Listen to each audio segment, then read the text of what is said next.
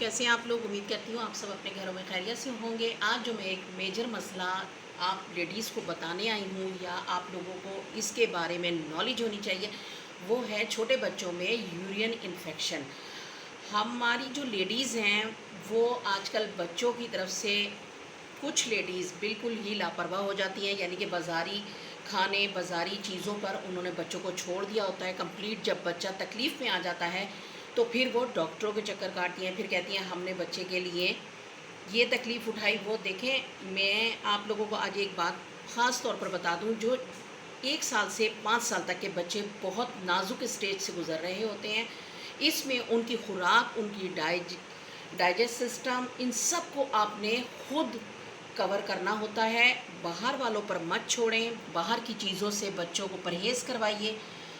जैसे आजकल बहुत सारे, मैं किसी ब्रांड का नाम नहीं लूँगी, लेकिन बहुत सारी चीज़ें मार्केट में आई हुई हैं और बच्चे जंक फूड बहुत शौक़ से खाते हैं, छोटे बच्चे भी और बाकी चीज़ें भी। तो इस चीज़ का बच्चों के लिए बहुत ज़्यादा अगला मरहला ख़तरनाक हो जाता है। अब मैं आपको बताती हूँ कि वो किस तरह से।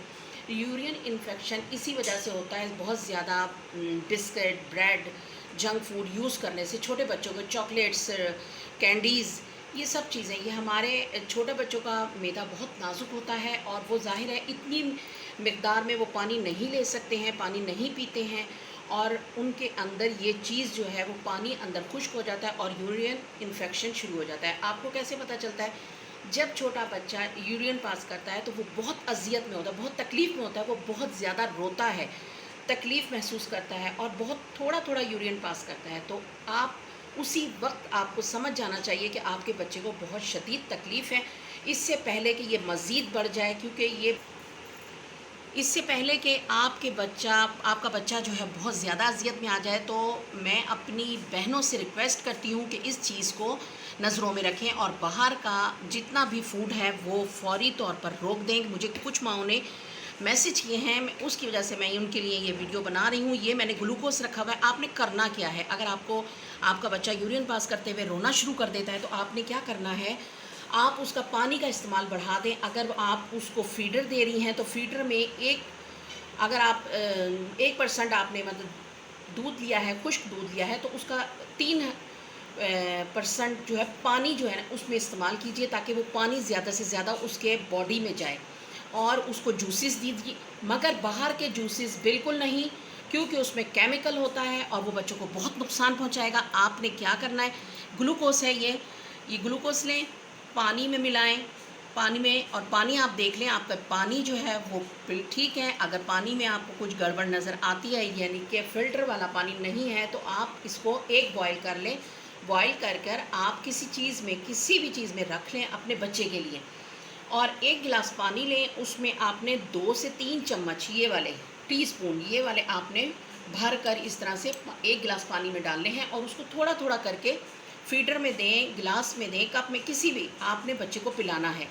इस तरह से आपने ये 2 गिलास जो हैं, 2 से 3 गिलास, 1 गिलास जो है वो 1 साल के बच्चे के लिए और जो 2 से 3 गिलास जो हैं वो आप 5 साल तक के बच्चों को 1 दिन में पिलाएँ, लाज़मी पिलाएँ। और अगर वो जूस है, किसी भी चीज़ का आप घर में जूस बनाएँ, उसमें पानी और दूध का इजाफ़ा करें और बच्चों को पिलाएँ।